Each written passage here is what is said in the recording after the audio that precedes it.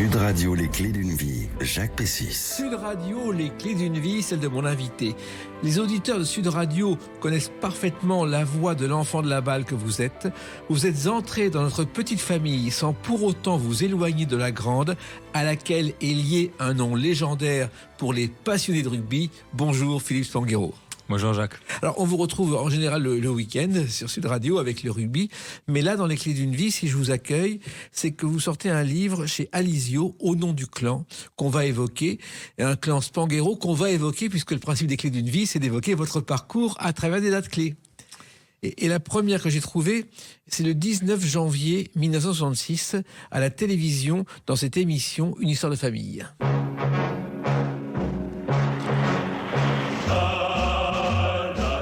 Les coulisses de l'exploit, ça vous dit quelque chose ? Très bien, je l'ai vu des dizaines de fois. Voilà. En fait, c'est une émission de Raymond Marcillac, qui était le patron à l'époque des sports, qui était aussi champion de 100 mètres, et de Jacques Godet, qui était le co-directeur du Tour de France. Et chaque mois, il y avait une famille ou des exploits qui étaient présentés.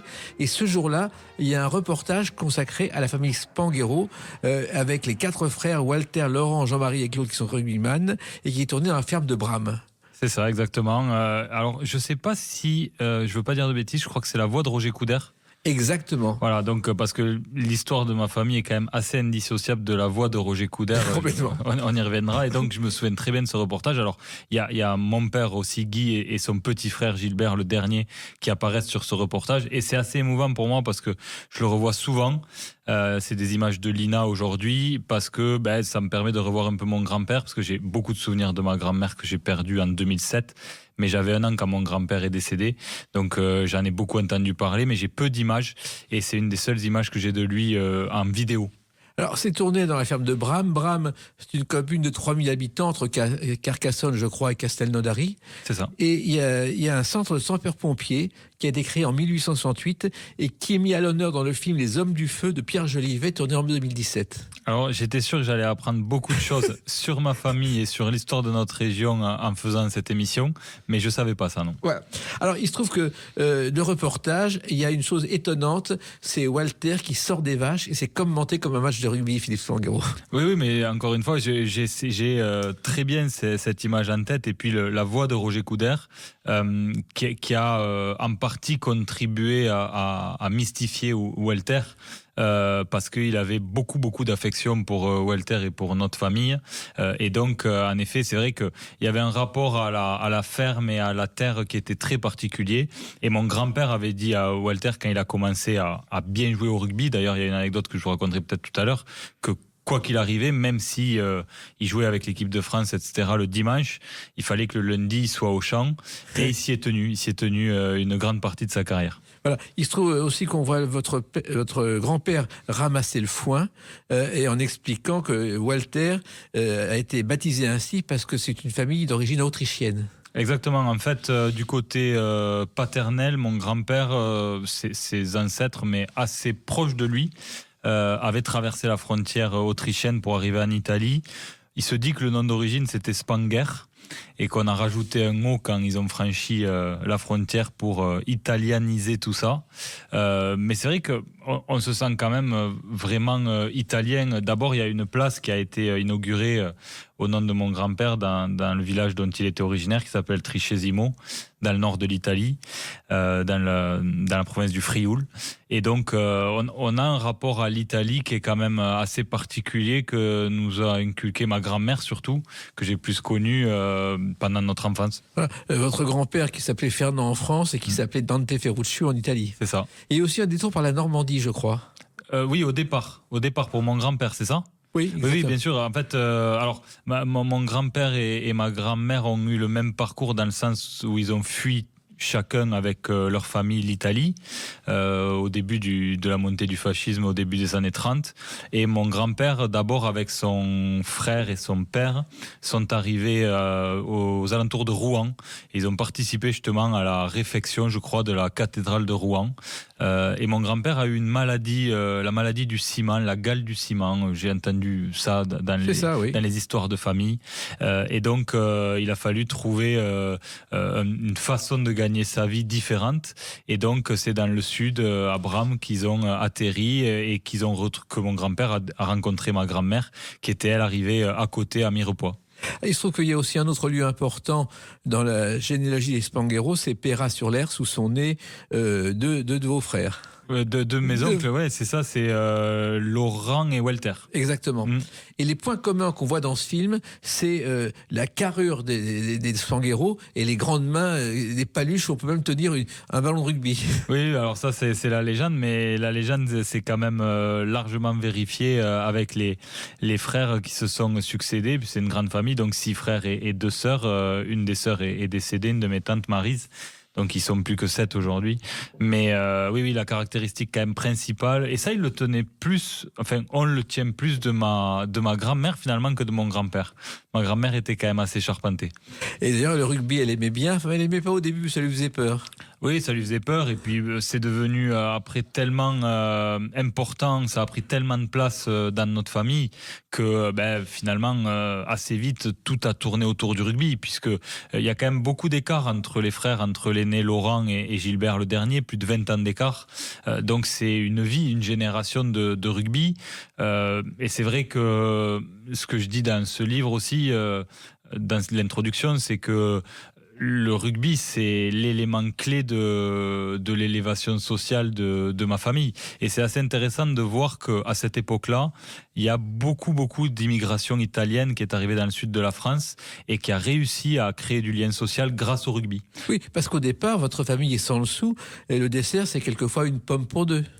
Oui, ça a été ça. Même, mais alors, j'ai pas senti mon père être malheureux de son enfance, pas du tout, parce que j'ai l'impression qu'il y avait beaucoup d'amour et d'attention de la part de ses parents et de ses frères. Mais c'est vrai que quand on raconte, j'entends raconter les histoires.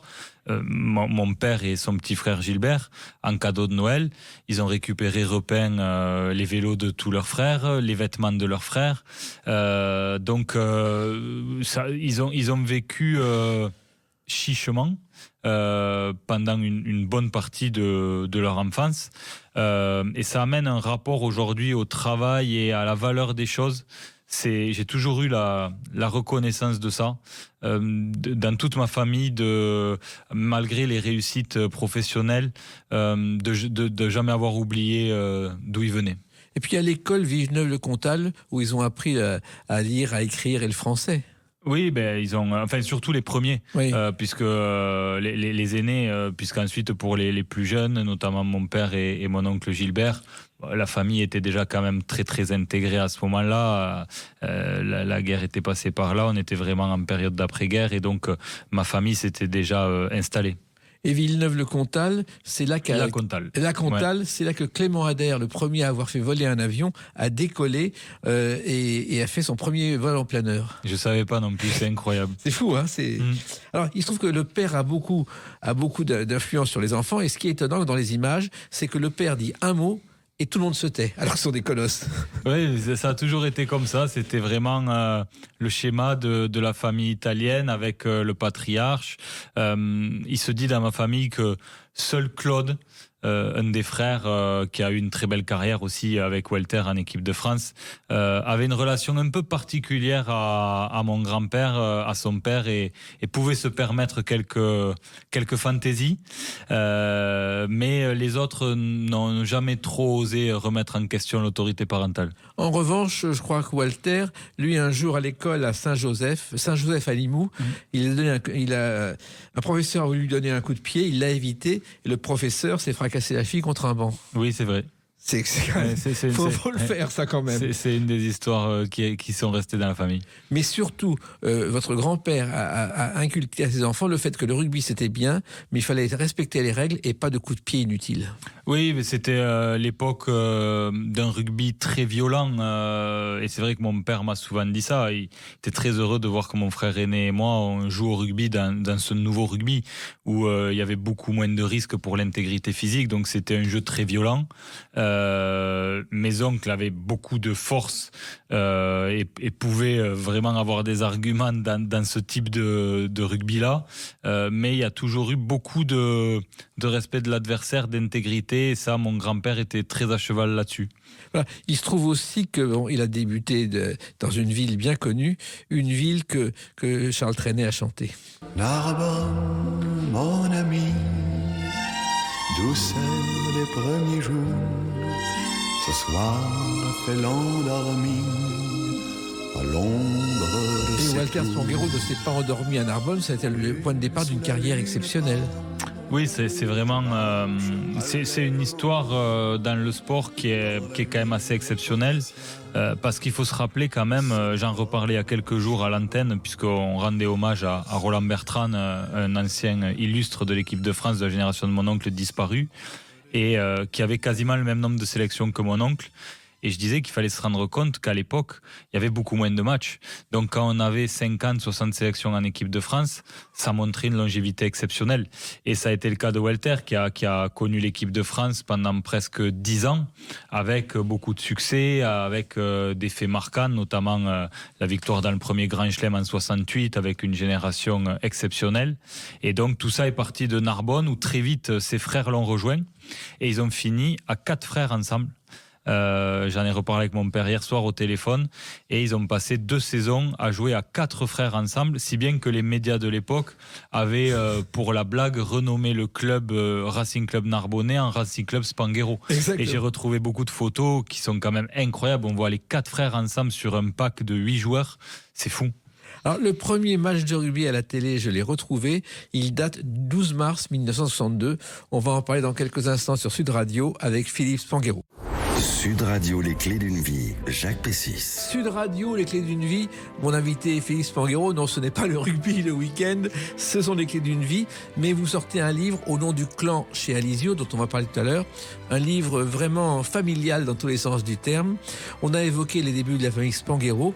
Et les débuts du rugby à la télé, le premier match diffusé à la télé du tournoi des 5 Nations, c'est le 12 mars 1962 et il est commenté par Roger Coudert. Allez Guy, André Boniface Darouille, oui, pleurez mes amis, pleurez. Quand on a aimé le rugby et regardé enfant comme moi le rugby à la télévision le samedi ou le dimanche, la voix de Roger Coudert, c'est un souvenir impérissable. C'est dingue parce que j'ai bien sûr pas connu Roger Coudert. Et j'avais tenu à lui rendre hommage dans le premier livre que j'ai écrit sur le rugby, Au cœur de l'Ovalie, parce que, je le répète, mais il est indissociable de l'histoire de notre famille, parce qu'il faut se rappeler de ce temps-là que j'ai pas connu, mais j'ai compris le contexte. Il y avait 2 ou 3 chaînes de télé à cette époque. Une chaîne. Une seule chaîne en 62. Voilà, la deuxième chaîne, c'est 65 et la troisième, c'est 71. Voilà. Donc, pendant cette période-là, alors ensuite, quand mes oncles ont commencé à jouer, il y en avait 2, puisque c'était après 65, mais là, il y en avait qu'une. Et donc, forcément, tout le monde écoutait Roger Coudert. Et donc, en plus, comme il était dans le narratif très éloquent. Il le vivait. Il le vivait, c'était incroyable. Et en plus, c'était pas un expert de rugby au départ. Je crois qu'il était spécialiste de catch aussi, parce qu'il y a eu une époque en France, apparemment, où le catch avait beaucoup d'importance et il commentait du catch aussi. Il faisait beaucoup de choses dans le sport. En fait, au départ, il est né et son père voulait qu'il soit cuisinier. Donc, il refuse d'être cuisinier. Il fait du dessin. Il va aux Beaux-Arts à Paris, où ça marche pas trop fort. Et puis, par hasard, il arrive dans une radio. Il va faire des commentaires. Et la radio, c'est la radio nationale, et il va commencer à la télévision avec le catch. Et le catch, à l'époque, c'est un grand numéro le soir. Léon Zitrone a commencé.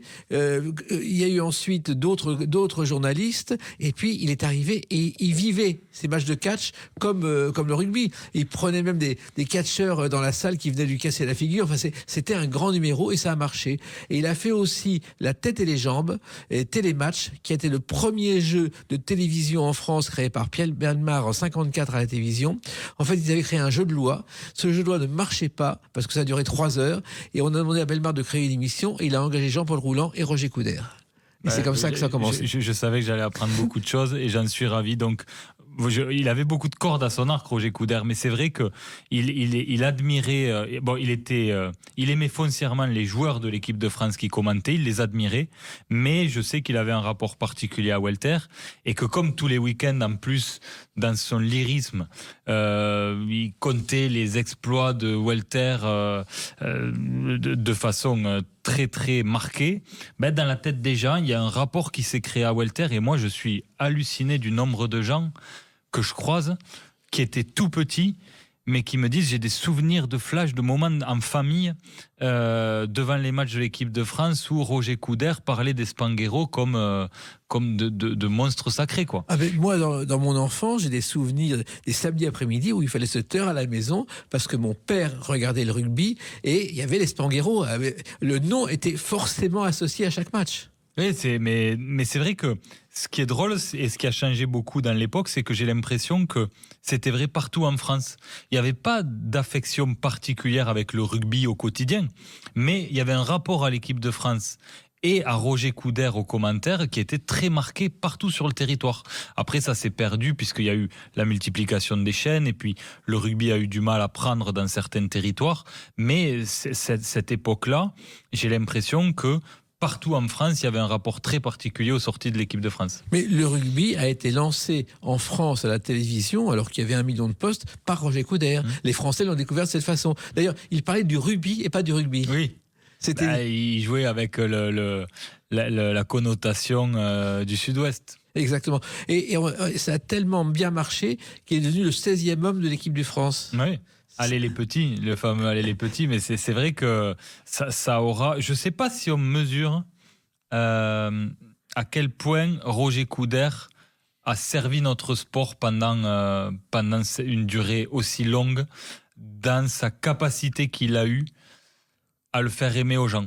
Oui. Qui en comprenaient pour la plupart quasiment pas les règles. Oui, parce qu'en plus, avant Roger Coudert, avant la télévision, le rugby, on y allait, mais quand on voit les images des stades, c'est assez vide et c'est des vieux messieurs avec des casquettes. Oui, alors c'est vrai en province pour le championnat. Par contre, il y avait quand même un engouement pour Colombe.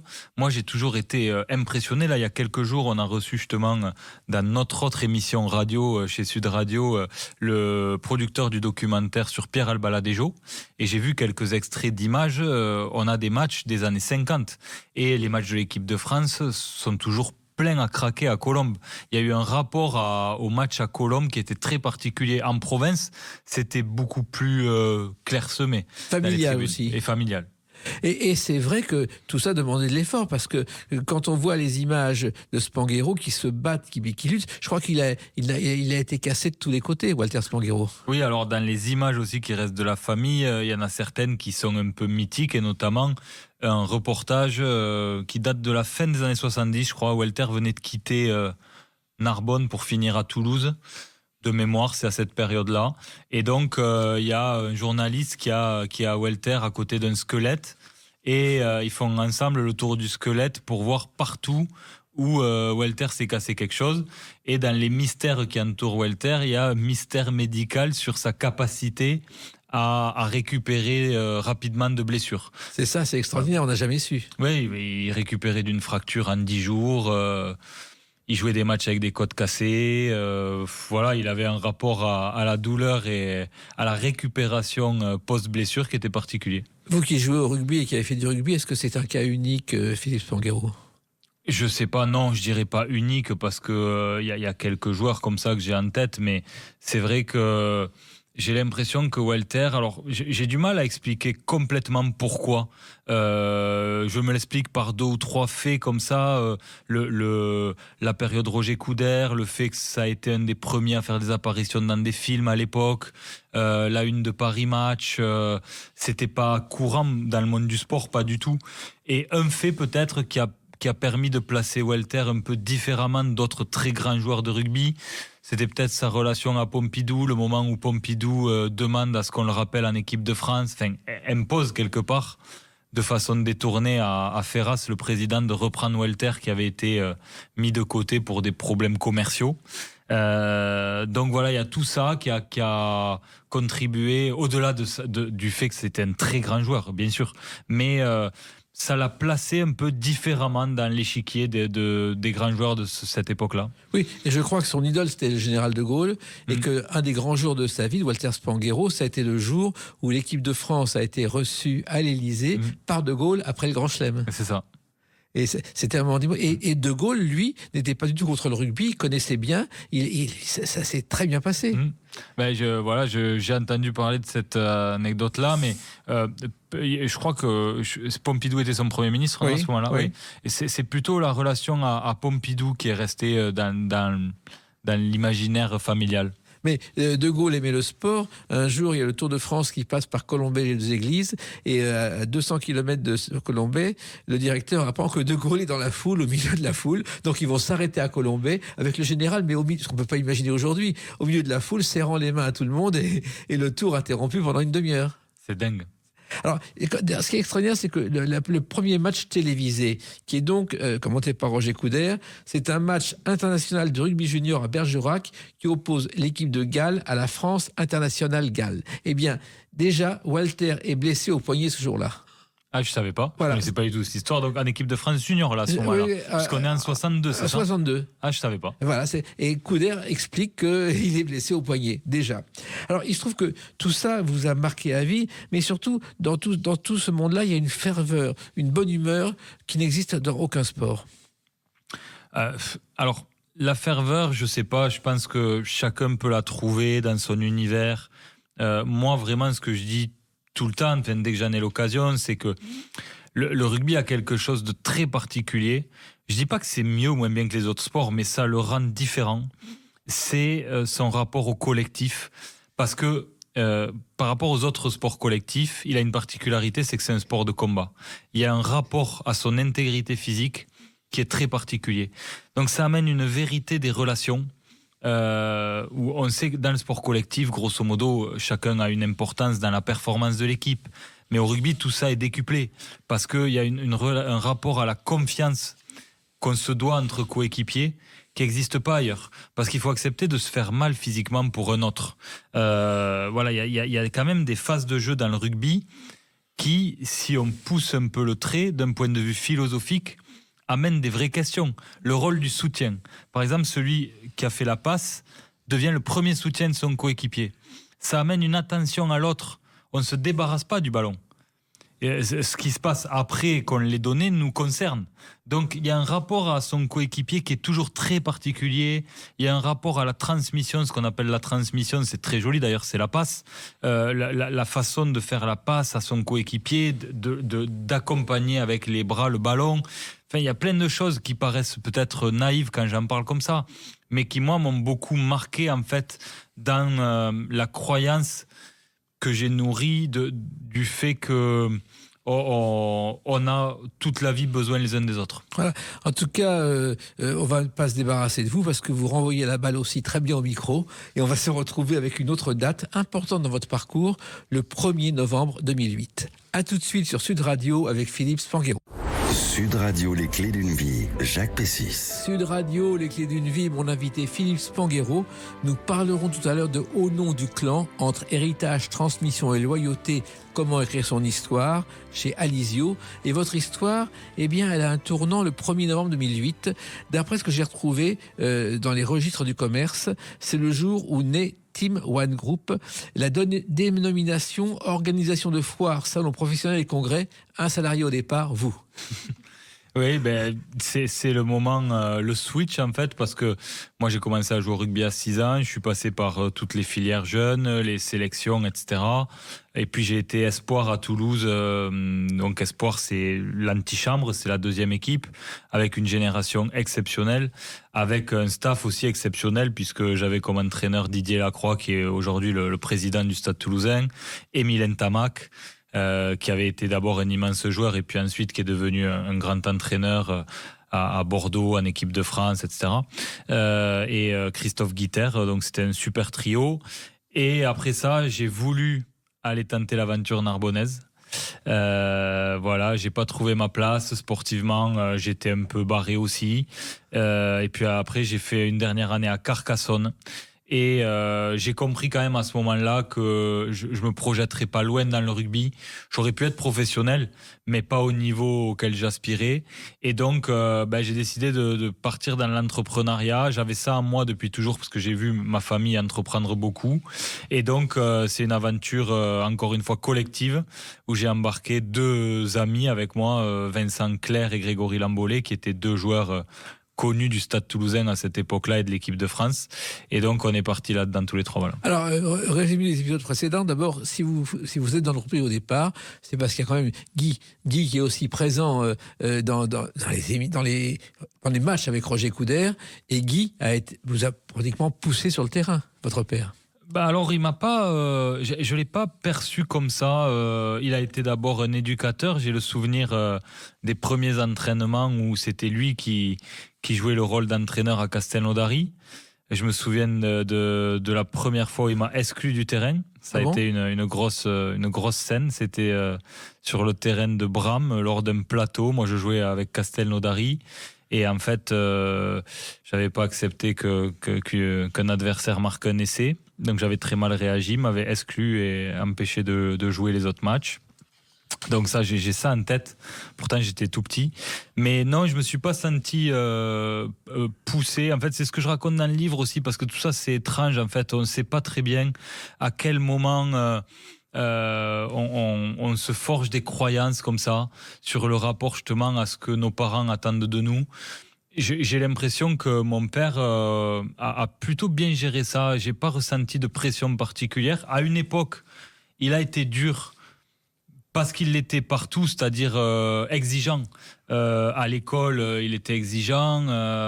En plus, j'étais pas un très bon élève, donc il y avait matière à ce que ça l'agace. Mais avec le rugby, c'est vrai que parfois, je lui en voulais parce que il me faisait toujours les débriefs en me disant ça allait pas, ça allait pas. Et je lui dis oui, mais je lui disais qu'il y avait aussi des choses qui allaient bien. Il me disait oui, mais ça, tu sais, moi, je suis là pour te faire progresser. Donc, il y a eu une volonté de m'accompagner dans l'exigence. Mais par contre, ça m'a pas mis de pression. Il a jamais été maladroit avec ça. En tout cas, Philippe Spanghero, ce qui est clair, c'est que vous étiez au départ un espoir. Quand vous êtes, je crois, au lycée Jolimont à Toulouse, on croit en vous. Et ensuite, vous allez être champion de France cadet avec le Stade Toulousain. Oui, j'étais capitaine à cette époque-là de l'équipe du Stade Toulousain. On avait une formidable génération. On a fait une saison en étant invaincu. On a été champion de France cette année-là. Et puis ensuite, j'étais capitaine de la sélection Midi-Pyrénées. Et puis ensuite, j'étais dans les premières sélections nationales. Donc, j'ai suivi la filière classique de ceux qui ont ensuite été jusqu'en équipe de France. À part que moi, je me suis arrêté une ou quelques marches avant eux. Oui, parce que fait après le bac, vous avez passé une licence de marketing. C'était une idée originale pour un Spanghero. Alors oui et non, parce que finalement j'avais fait un BTS avant, comme mon frère aîné Nicolas, et mon père a toujours insisté là-dessus, même quand on rentrait dans le circuit des centres de formation, où le rugby devenait plus sérieux, où on s'entraînait tous les jours. Mon père a toujours insisté pour qu'on maintienne quand même un niveau scolaire, peu importe ce qui se passait sportivement. Et finalement, c'était très bien comme ça, puisque assez vite, j'ai eu besoin de mes diplômes. Oui, mais en même temps, vous avez eu l'idée d'associer rugby et communication et marketing, ce qui était tout à fait nouveau pour l'époque. Oui, en fait, alors à la base, quand même, rendons à César ce qui est à César, c'est des gens qui avaient une boîte de formation qui m'ont proposé de me rapprocher d'eux parce qu'ils avaient fait le constat d'un manque vraiment réel dans la relation entre les entreprises et les sportifs. Ça commençait à arriver, cette mode des discours de grands champions dans les entreprises de motivation. Ça avait quelques années, mais c'était encore pas très bien organisé. Et c'est vrai que quand une entreprise voulait faire appel à un Daniel Herrero, à un Aimé Jacquet, parce qu'il n'y avait pas que le rugby dans notre offre, il y avait le sport en général, avec un gros focus rugby bien sûr. Et donc l'idée c'était de dire voilà comment on professionnalise et on facilite ce lien entre le monde du sport et le monde de l'entreprise pour tout ce qui concerne les messages de communication. Oui, parce qu'en fait, dans l'entreprise, on est adversaire, alors que dans le rugby, on est adversaire, mais en même temps, on se rapproche, on est presque liés. Bien sûr, mais c'est vrai qu'il y a un rapport à l'autre qui est très particulier, et c'est vrai que le rugby a réussi à préserver ça pour l'instant, cette notion de fair play, de rapport à l'adversaire, de respect des règles, de respect du garant des règles qui est l'arbitre. Et c'est vrai que j'aime beaucoup ça aussi dans le rugby parce que c'est des garde-fous importants. Et puis il y a un paradoxe aussi dans le rugby. Quand on fait une passe à son adversaire, Philippe Sanguero, on ne s'en éloigne pas pour autant. À son adversaire ou son coéquipier ? Son coéquipier, je veux dire. Ah oui, non, au contraire, c'est ce que je disais tout à l'heure. C'est vrai que au moment de faire la passe à son coéquipier, on a une responsabilité dans la continuation du jeu. On devient le premier soutien. Et donc, il y a ce que je disais tout à l'heure, inconsciemment, intellectuellement, ça amène toujours une attention à l'autre. C'est comme je dis souvent dans les entreprises dans lesquelles j'interviens. On a tendance à travailler en silo en se disant bon, je fais ma part du dossier, mais une fois que le dossier est transmis à l'autre service, c'est plus mon problème. On peut pas raisonner comme ça parce qu'on se rend compte que quelque part la vie du dossier c'est la vie d'un ballon et que si on met un peu d'attention sur son dossier, on facilite le travail de son collègue, de son coéquipier après. Et quand on est dans cette démarche de vouloir faciliter la vie de l'autre et l'action de l'autre, ça change beaucoup de choses. Oui, et puis il y a une chose importante, dans le rugby, on se dit tout, même en coulisses et même dans les vestiaires. C'est très important. Alors que dans l'entreprise, on ne le fait pas, et oui. c'est un défaut. C'est un défaut, et alors ça, j'ai appris à découvrir un peu le monde militaire parce que je suis devenu réserviste de la gendarmerie. Et j'ai eu la chance de travailler un peu aux côtés des unités d'élite et j'ai retrouvé beaucoup de valeurs que j'ai beaucoup aimées au rugby et notamment ce qu'ils expliquent comme une des grandes forces de ces unités-là, c'est la culture du rétex, le retour d'expérience. Eux, ils appellent ça le retour d'expérience, mais c'est cette capacité à chaud, après une mission ou après un match, de se dire les choses, parfois de façon virulente, mais avec toujours une forme de respect, accepté par tous. Et c'est ce qui fait qu'on arrive à repartir et à devenir meilleur. Il y a une capacité d'auto-évaluation, d'autocritique qui est obligatoire. Oui, puis il y a le côté collectif, parce qu'au rugby, on joue collectif, et dans une entreprise, quand on écoute les joueurs de rugby, on se dit, tiens, pourquoi pas nous ? C'est exactement ça. En fait, encore une fois, c'est très naïf, mais j'ai pas d'autres mots pour l'expliquer. Je pense que notre société oublie trop souvent qu'on a nécessairement besoin les uns des autres. Et en fait, j'ai des images assez fortes. C'est une théorie que je me suis construite, que personne n'est obligé de partager. Mais quand vous voyez, suite aux attentats du 13 novembre, les gens descendent dans la rue, sans se connaître, se faire des câlins à Paris, etc., c'est impensable. Mais dans les faits, à partir du moment où chacun se sent en danger, j'ai l'impression que dans notre société, il faut qu'on se sente tous en danger individuellement pour avoir conscience qu'on a besoin des autres. Et en fait, c'est quelque chose qui, de fait, est une réponse dans le monde du rugby, puisqu'on sait qu'on a besoin des autres.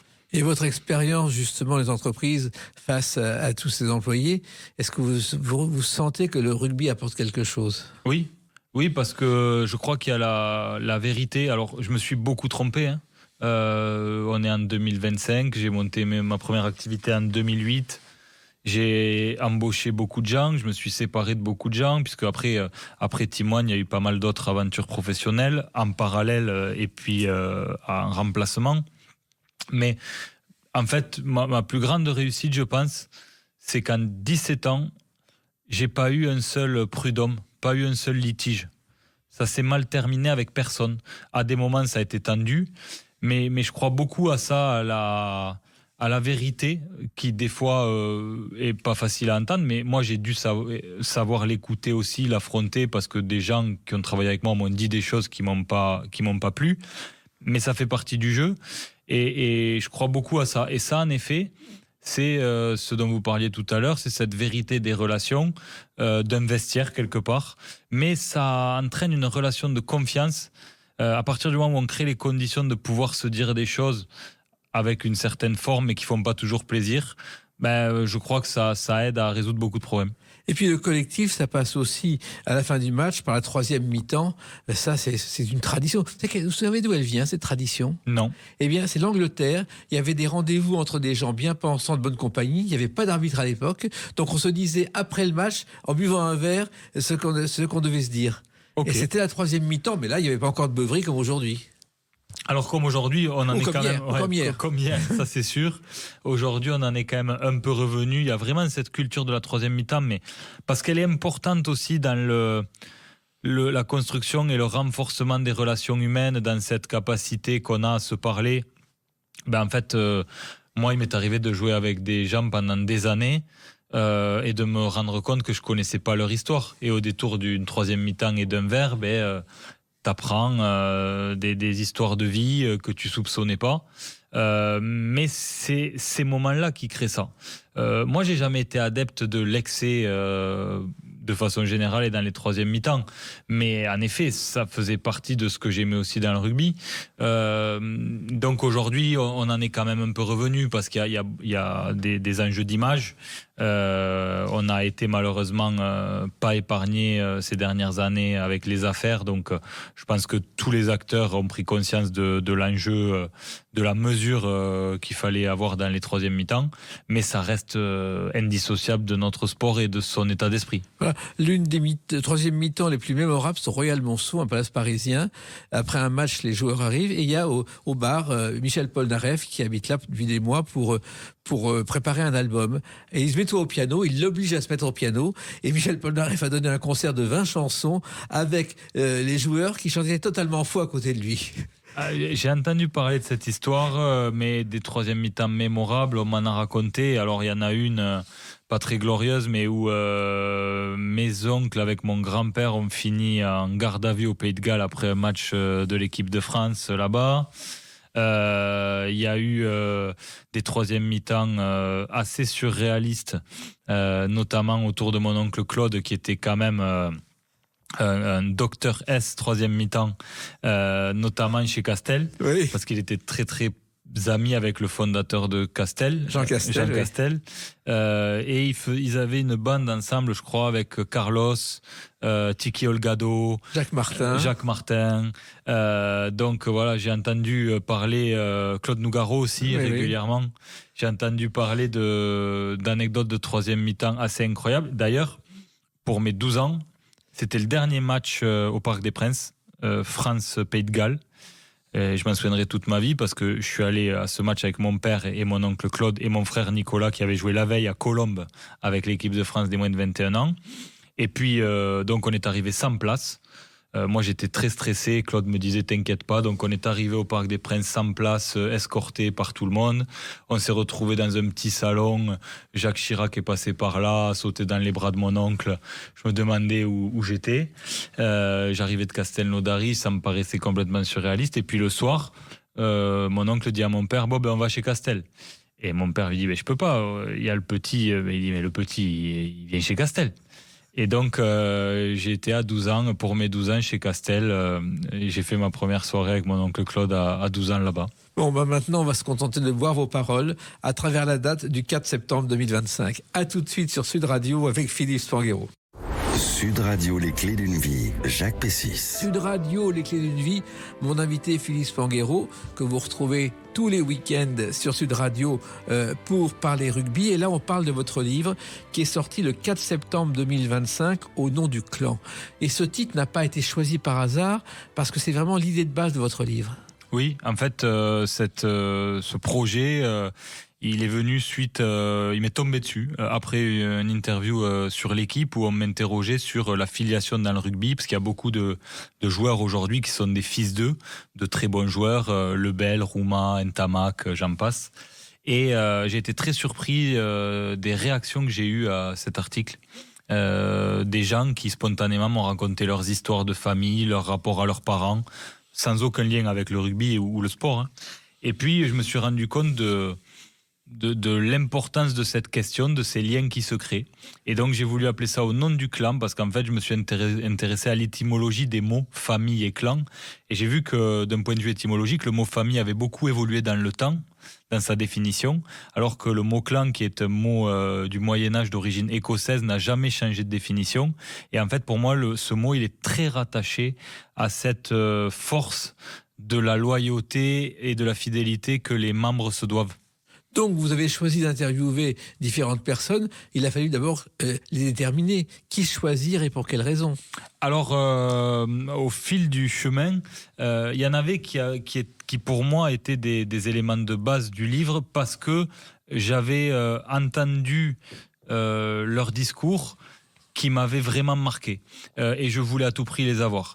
Il y avait Laurent Tapie que je connaissais pas parce que sa quête de réhabilitation de son père, cette volonté de cette énergie au service de la mémoire de son père m'avait marqué. Marie Tabarly que je connaissais pas du tout, parce qu'il y avait cette histoire qui m'avait beaucoup marqué de cette volonté de reprendre le bateau de son père, Penduxis, pour aller disputer et remporter la seule course que son père avait jamais gagnée avec ce bateau. Je trouvais le parallèle quand même assez hallucinant. Les frères Karabatic, parce que j'ai eu la chance de faire un podcast avec Nicolas où il me parlait en fait du moment où son père décède et où il se rend compte que il a plus de levier de motivation parce que jusqu'à présent il s'est construit dans des leviers autour de leviers de motivation qui étaient très en rapport à son père. J'ai trouvé ça très fort. Donc il y avait ces gens-là, un commandant du GIGN que j'avais rencontré à titre personnel, voilà. Et puis après il y a les gens sur le parcours, Cyril Laudet le viticulteur, Emmanuel Galabru que je connaissais pas personnellement.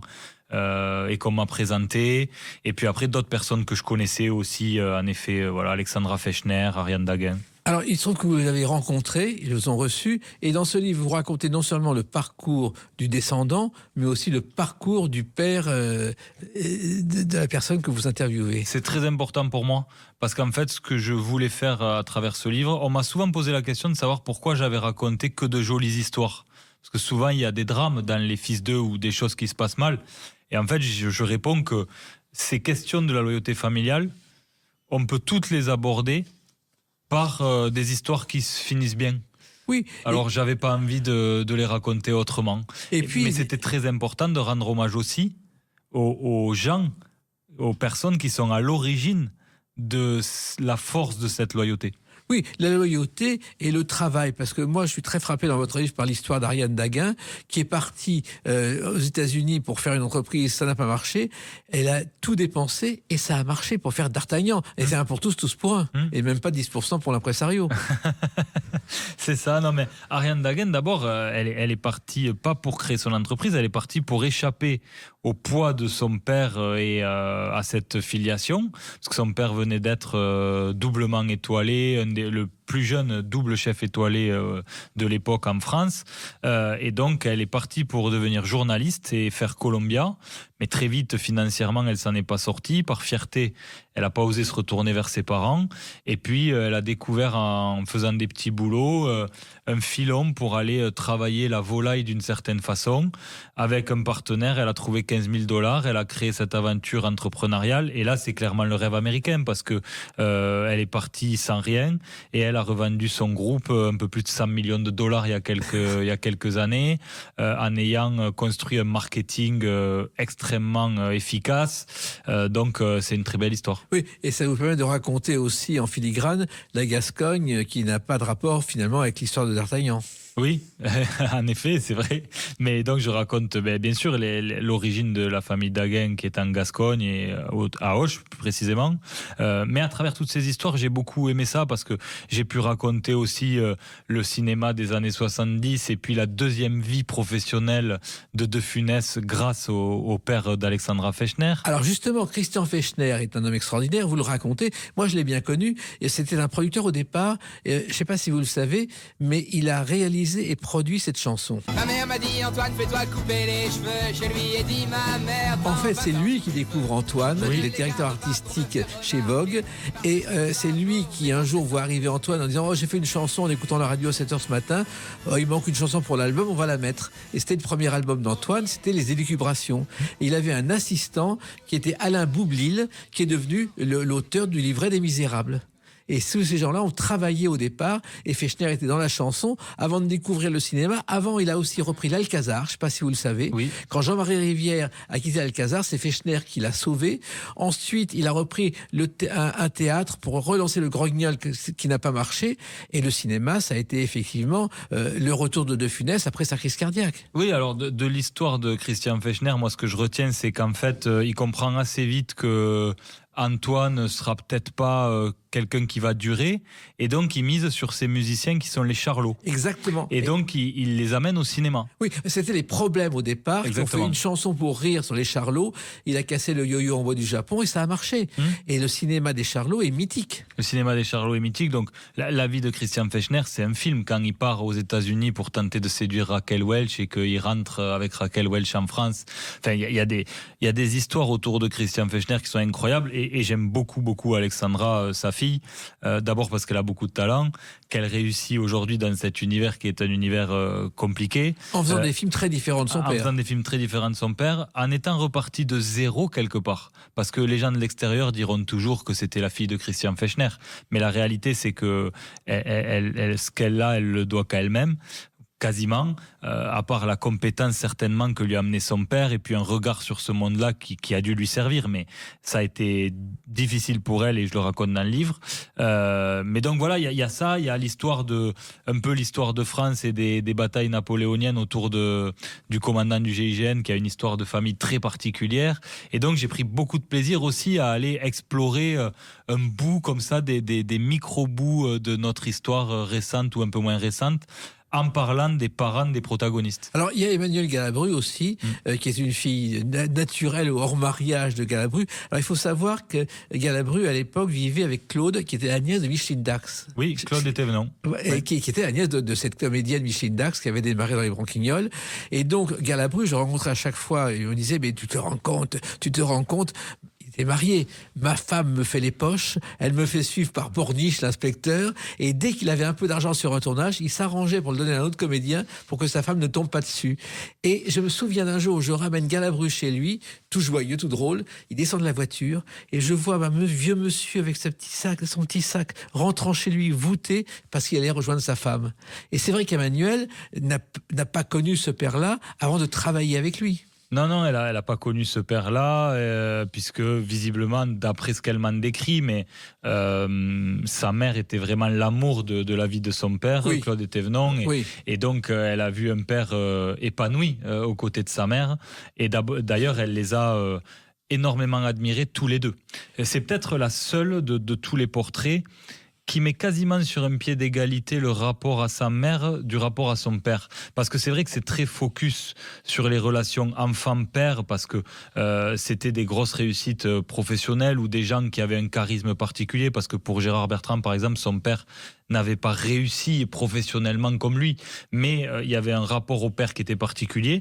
La seule qui parle du rapport à la mère, c'est Emmanuelle, parce qu'elle admirait énormément sa mère, qui était une très brillante magistrate. Voilà. Et il se trouve aussi que Gérard Bertrand, c'est un vigneron, et il a été le père d'un concept de biodynamie. Oui, il a un peu révolutionné la viticulture, du moins sur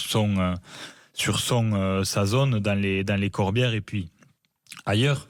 C'est quelqu'un d'extrêmement visionnaire, un génie du marketing et qui a une très belle histoire aussi, parce que quelque part il a su réaliser le rêve de son père. Et derrière toutes ces histoires de transmission, Philippe Sanguero, il y a aussi les enjeux de notre société d'aujourd'hui, parce que c'est important, les grands problèmes peuvent se résoudre par la transmission.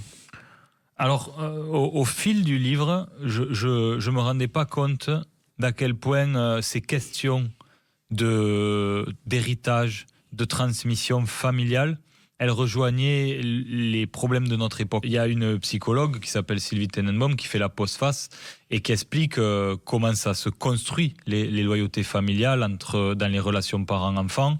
Et elle explique comment ça se passe en thérapie pour elle. Il faut toujours passer par la case de la conscientisation de son héritage. Et qu'est-ce que vous allez transmettre à votre tour, Philippe Sanguero ? Moi, je le dis dans le livre, honnêtement, j'ai quasiment rien à jeter. Le seul truc que je ferais différemment, que je jetterais même pas, mais c'est à un moment de ma vie, avant de perdre ma mère, je me suis vraiment enfermé dans une forme de rapport à la douleur. J'ai toujours pensé qu'il fallait souffrir pour accueillir. Je reste persuadé qu'on n'a rien sans rien. Que le travail est important et je suis un travailleur et parce que j'aime ça. Mais dans cet équilibre entre vie pro, vie perso, cette fuite en avant parfois dans le professionnel parce que à un moment on sait plus ce qu'on cherche en fait. On cherche à être le meilleur, mais il n'y a pas de classement, il n'y a pas d'échelle de valeur, il n'y a pas de... Ça, je l'ai compris assez tôt en fait. Ce truc de compétition, il nous nourrit à des moments, mais quelle est l'issue? Pourquoi on fait les choses? Donc ça, j'ai envie de le mettre en perspective parce que je pense que j'ai une famille qui se pose pas les questions dans ce sens-là, en se disant pourquoi je fais les choses. Ils ont acté qu'il fallait travailler toute sa vie et ils travaillent toute leur vie parce que c'est là qu'ils s'épanouissent. Ça, je veux faire attention à ça avec mes filles. Mais après, j'ai pas grand chose à jeter parce que j'ai beaucoup de chance sur les vis-à-vis des valeurs qui m'ont été inculquées et elles m'ont aidé beaucoup. Et nous, on a une double chance. D'abord, vous retrouvez tous les week-ends au micro de Sud Radio pour commenter avec passion et professionnalisme le rugby. Et puis la chance de vous accueillir au micro des Clés d'une Vie pour parler au nom du clan chez Alizio, que je recommande à celles et ceux qui nous écoutent parce qu'ils comprendront bien des choses sur des personnalités dont on connaît le nom mais pas forcément le parcours. Merci Philippe Sanguero. Merci. Et à ce week-end, bien sûr. À très vite. Les Clés d'une Vie, c'est terminé pour aujourd'hui. On se retrouve bientôt. Restez fidèles à l'écoute de Sud Radio.